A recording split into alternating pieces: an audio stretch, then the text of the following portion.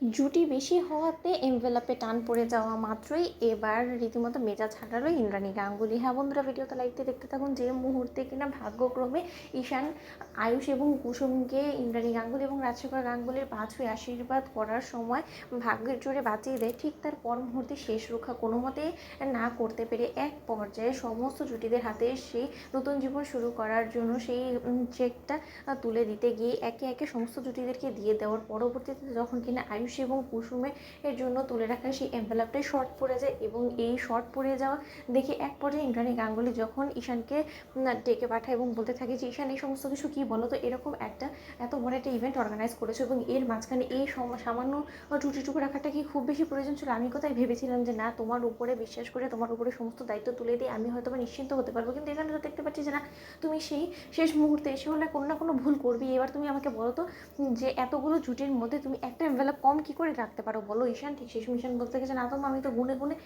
10টাই রেখেছিলাম, কারণ জুটি যেহেতু 10টা তাহলে তো 10টা এনভেলপই লাগবে, তাই না? এর থেকে বেশি তো লাগার কোনো রকম কোনো প্রয়োজনই নেই।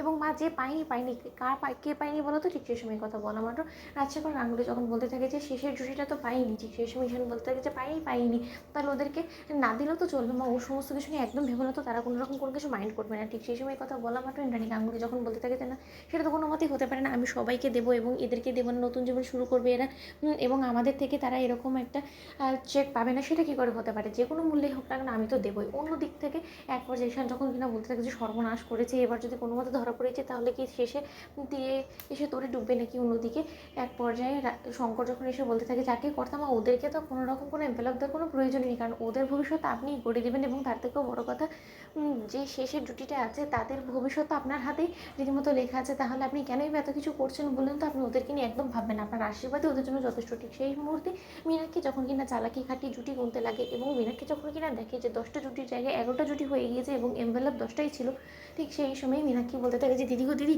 এখানে তো অন্য একটা কাণ্ড ঘটেছে, যেটা হয়তো বা তোমার চোখকে আড়াল করে গিয়েছে, তোমার চোখকে ফাঁকি দিয়ে এখানে একটা বড় ধরনের ঘটনা ঘটে গিয়েছে, যেটা হয়তো বা তুমি জানো না এবং এখনও পর্যন্ত হয়তো বা কেউই ঠিক করে খেয়াল করোনি। ঠিক সেই সময় অনুশ্রী বলতে থাকে যে কোনো মতে আমরা ধরা পড়ে গেলাম না তো? ঈশান ঠিক সেই সময় ঈশান বলতে থাকে যে আমিও তো এখানেই আছি, তাহলে তুমি যা দেখছো আমিও তো তাই দেখছি, তাহলে এখন আমি হঠাৎ করে তোমাকে অনুশ্রী কী জবাব দেবো বলো তো? ঠিক সেই সময় ইন্দ্রাণী গাঙ্গুলি যখন বলতে থাকে যে তার মানে কি বলার চেষ্টা করছিস তুই ছোটো?